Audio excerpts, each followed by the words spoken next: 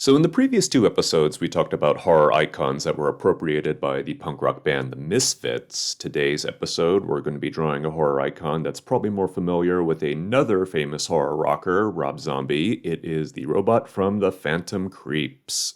Now, I've already done two videos on the topic of Rob Zombie, so I don't really need to go into that today. Today, I'm mostly just going to be talking a little bit more about The Phantom Creeps itself. Like The Crimson Ghost, this was a classic serial. Unlike The Christmas Ghost, Crimson... No, you know what? Let's go with that. The Christmas Ghost, okay? That was a special serial about a supervillain who learns about the meaning of Christmas over 12 chapters. Screw it! That was a dumb mistake. I'm keeping it in this video, and it's probably going to inspire me to do a Scapula Christmas comic, so... whatever.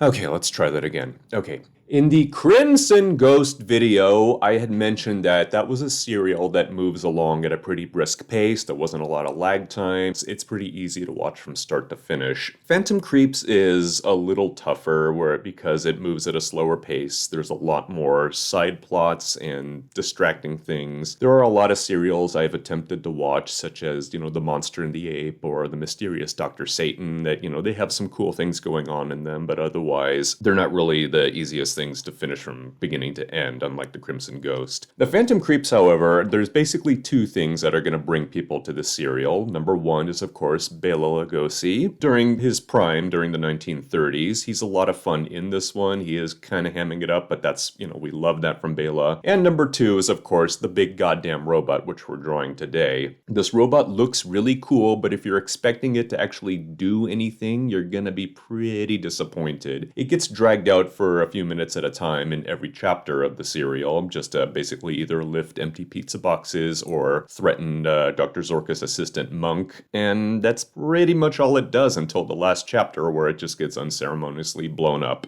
Spoilers. Regarding the title, The Phantom Creeps, not a lot of people are aware of this unless if you watch the serial itself. When Dr. Zorka puts on a special belt, he gets invisibility powers, he becomes the Phantom, and the Phantom creeps around. So that's basically what that means. People seem to think that a Phantom Creep is a noun. It refers to a specific thing. Maybe it refers to the exploding spiders that are in the serial. I'm pretty sure it's just the Phantom and he's creeping around. So not really a huge mystery there. You could also call the Phantom shaves off his beard, or the Phantom activates his robot to basically do nothing. Can I recommend the Phantom Creeps?